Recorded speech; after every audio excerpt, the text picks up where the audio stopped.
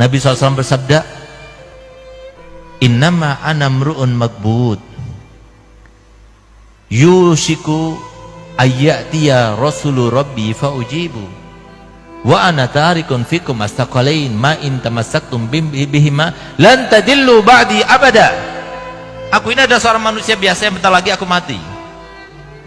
Mungkin sebentar lagi datang utusan Tuhanku, dia akan menjemput rohku dan aku akan mengiyakan undangannya. Tapi aku tinggalkan kalian dua hal.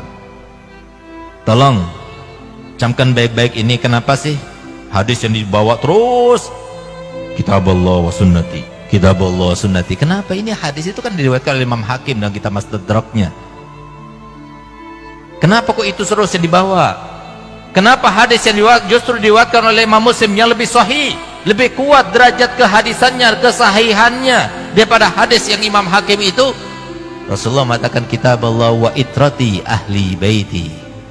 Kitab Allah, pegang teguh Al-Quran, dan keluargaku. Kenapa Nabi SAW mengatakan demikian?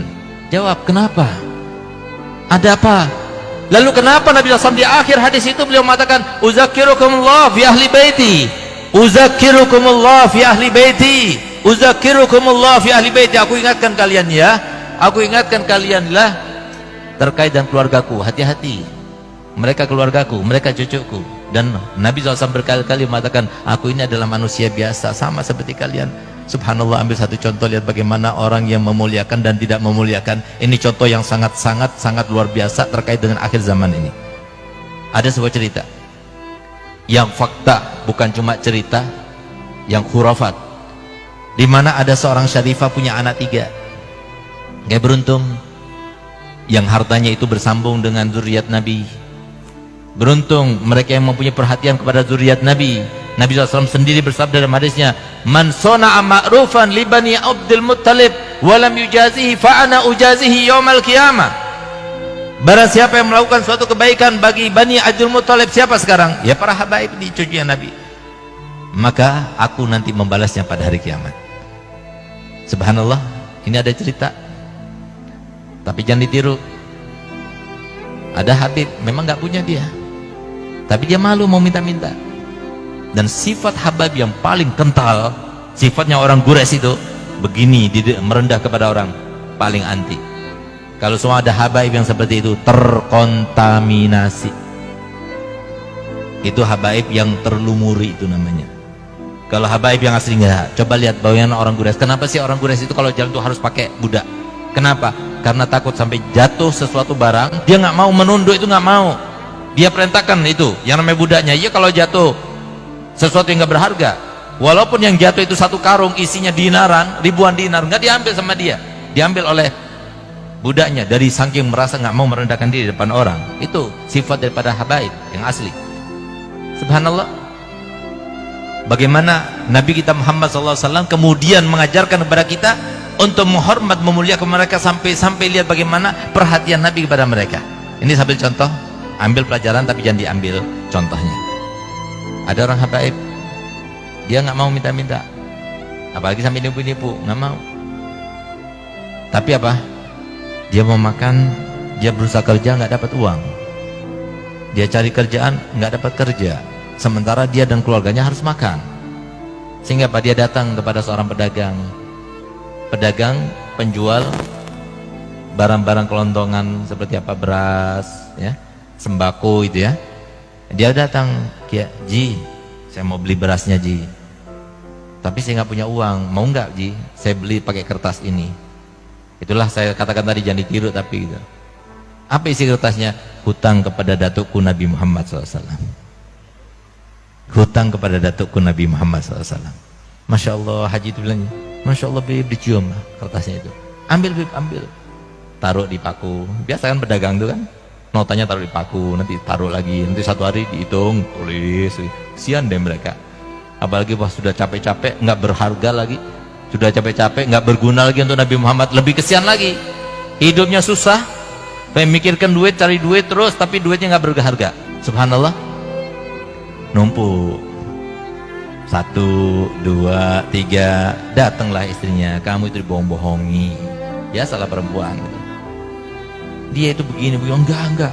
Sampai timbul juga keraguan. Namanya juga seseorang Makanya kalau setan ya, setan yang nggak kelihatan itu kan luar biasa ampuhnya ya, di dalam membisiki seseorang, apalagi setan yang luar biasa yang kelihatan itu. Nah, setan sekarang yang banyak kelihatan itu menjelma ya, perempuan, apalagi istri gitu. Bahkan menjelma kiai juga banyak, habaib juga banyak gitu. Hati-hati. Nah, makanya kan mereka itu bukan toladan, bukan toladan kita Nabi Muhammad. Selain Nabi Muhammad, maka ada syaratnya. Kalau mereka sesuai dengan ajaran Nabi Muhammad, toladan kita juga. Tapi kalau nggak sesuai dengan ajaran Nabi Muhammad, bukan toladan. Kenapa? Toladan kita adalah Nabi Muhammad sesuai dengan perintah Allah. Laqad kana lakum fi Rasulillahi uswatun hasanah. Siapapun orang alimnya, kalau dia itu tidak berjalan sesuai seiring dengan ajaran Nabi Muhammad, bukan toladan kita, tapi Nabi Muhammad adalah toladan kita. Subhanallah, timbul keraguan dalam hatinya. Iya juga ya, jangan-jangan saya ini bohong ini. Subhanallah, malam harinya bermimpi Nabi Muhammad SAW. Pedagang itu bermimpi Nabi Muhammad. Coba lihat, diperhatikan Nabi Muhammad. Di dunia sudah dibalas oleh Allah, oleh Nabi Muhammad SAW. Apa kata Nabi Muhammad? Ji, kamu itu mau aku bayar di dunia apa di akhirat nanti? Sampai kamu itu meragukan saya tidak akan membayar hutangmu. Bangun tidur dalam keadaan menangis. Masya Allah, udah itu dia ambil sertifikat tokonya itu, dikasihkan sama Habib itu, isi tokonya, sak tokonya dikasihkan. Kali ada yang mau melakukan gitu, kirim ke Bangil sana, kirim ke saya gitu. Masya Allah, coba lihat, diperhatikan. Ada lagi satu cerita, ini terkait dengan akhir zaman. Hati-hati, jangan sampai kita tertipu. Makanya kenapa Allah Ta'ala mengatakan wala taghurrannakumud dunya wala yaghurrannakum billahil ghurur. Jangan tertipu dengan imamah ini, jangan tertipu dengan rida ini, jangan tertipu dengan gelar kita sebagai Habib, sebagai kiai, sebagai panutan. Jangan tertipu. Bisa jadi itu adalah sebuah triknya setan untuk menjerumuskan kita. Coba lihat bagaimana ada seorang syarifah punya anak 3, suaminya meninggal, dia nggak bisa bekerja, nggak ada warisan, sehingga kemudian karena terpaksa nggak ada yang bantu. Nah ini harusnya kita cari. Ada mereka zuriat Nabi yang dia itu mau minta malu, mau kerja, dia nggak dapat kerjaan. Nah, yang semacam itu kok dibantu, itu langsung nyambung kepada Nabi Muhammad SAW. Subhanallah, terpaksa nggak ada yang dimakan. Seorang ibu ibanya kepada anaknya, dia keluar. Yang paling mengetahui dengan ilmu terkait dengan kemuliaan dan kebaikan kan para ulama. Datanglah dia kepada seorang mufti di tempat itu, di negara itu. Tepatnya di Irak ini terjadinya. Datang mufti, saya ini syarifah zuriat Nabi, suami saya baru meninggal, saya punya anak 3 perempuan semuanya, nggak bisa kerja kami, dan nggak ada yang bisa dimakan sekarang ini. Kami ingin meminta bantuanmu, ulurkan bantuanmu untuk kami. Apa jawaban kiai? Mana buktinya kalau kamu itu syarifah? Kalau kamu mana syarifah, buktinya apa? Dia nggak bawa bukti. Nasab mungkin waktu itu Toriko apa namanya itu, Robito itu belum ada kali gitu, sehingga belum ada nasab itu yang tercatat seperti paspor sekarang ini. Sehingga apa? Ya sudah, karena dia minta bukti, dia nggak punya bukti, dia keluar. Karena dia itu terhimpit dengan rasa lapar yang luar biasa, perutnya, dia datang kepada orang Yahudi, pedagang Yahudi, tapi dia bilang, gal aku ini syarifah zuriat Nabi. Polos, lugu, tapi nggak ada maksud. Yang polos sama lugu itu karena ada maksudnya. Ini nggak ada maksudnya. Akhirnya apa? Dihormati sama Yahudi itu, dikasih makan, dikasih ini. Kamu di sini sudah, tinggalnya di sini dulu, sampai kamu itu merasa enak, baru nanti kami akan carikan tempat tinggal yang layak untukmu. Tinggal di situ. Malam harinya si kiai itu bermimpi. Itu yang namanya umatnya Nabi Muhammad itu daripada mahsyar, cari-cari syafaat, cari ini. Terus di situ ada surga, ada pintu-pintu surga, bahkan ada sebuah hotel atau sebuah rumah surga yang sangat mewah, yang sangat indah. Maka kemudian dia berharap itu adalah milik dia. Maka kemudian dia tanya, ya Rasulullah, itu milik siapa? Itu milik umatku. Aku juga termasuk umatmu ya Rasulullah. Kamu umatku? Ya, mana buktinya? Kata Rasulullah. Takutnya kita seperti itu, Pak. Mana buktinya, kata Muhammad? Mana buktinya kalau kamu umat? Ya Rasulullah, masa engkau tidak tahu aku ini adalah umatmu?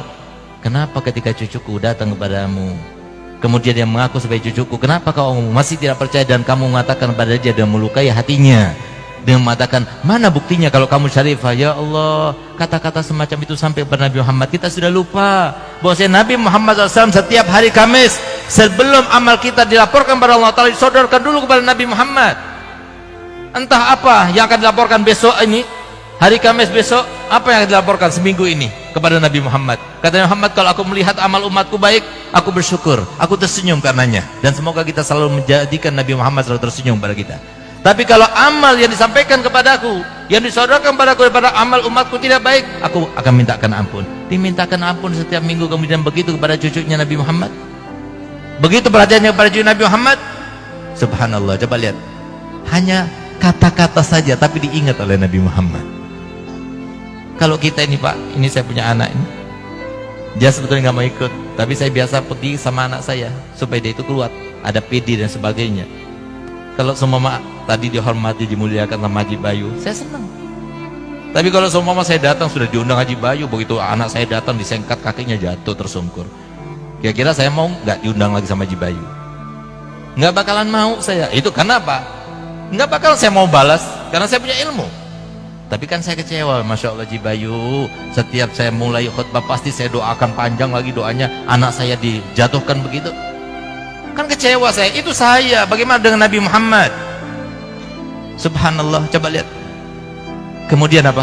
Dia bangun dari tidurnya dalam keadaan menyesal. Lalu apa yang lakukannya? Dia pergi ke toko Yahudi itu, orang Yahudi itu.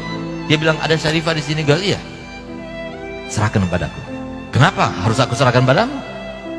Dia itu, aku bantu dia. Gal, pokoknya serahkan padaku. Gal, tidak, saya tidak akan serahkan dia. Saya muliakan dia, walaupun dia tidak seagama denganku, saya muliakan dia.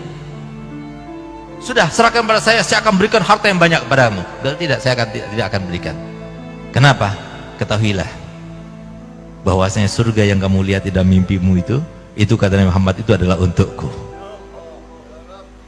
Berkat perhatian kepada Nabi Muhammad, seorang Yahudi yang keluar daripada Islam, tapi Nabi Muhammad datang kepadanya, dan berkatnya dia itu perhatian pada cucunya, sampai kemudian dapat hidayah. Berkat apa? Perhatiannya pada cucunya Nabi Muhammad SAW. Ini orang alim, ini kiai, ini mufti, tapi lihat bagaimana perlakuannya kepada cucu Nabi Muhammad. Hanya seperti itu, minta bukti, nggak langsung percaya, sampai melukai perasaannya Nabi Muhammad. Bagaimana kalau sampai memfitnah? Bagaimana kalau sampai menghujat? Bagaimana kalau sampai menggibah? Bagaimana kalau sampai membunuh karakternya dan sebagainya? Na'udzubillah. Apa tidak akan hancur? Padahal Nabi SAW telah bersabda, qaddimu Quraisyan wa la tataqaddamu wa illa fatahlaku, kata Nabi Muhammad. Hendaknya dahulukan Quraisy, utamakan orang Quraisy. Jangan kamu itu mendahului mereka, jangan jadikan mereka itu saingan. Kalau itu kamu lakukan, jangan salahkan kalau akhirnya kamu binasa. Sehingga kita lihat sekarang banyak para kiai, orang alim, minta maaf, yang hilang karismatiknya, tidak diikuti oleh pengikutnya. Bukankah itu sebagai bentuk balasan daripada apa yang diucapkan oleh Nabi Muhammad SAW? Harusnya mereka yang paling cinta pada zuriat Nabi, mereka yang dikenal dengan ilmu, mereka yang paling tahu dengan ilmu. Semoga kita semua termasuk mendapatkan kemuliaan Nabi Muhammad SAW.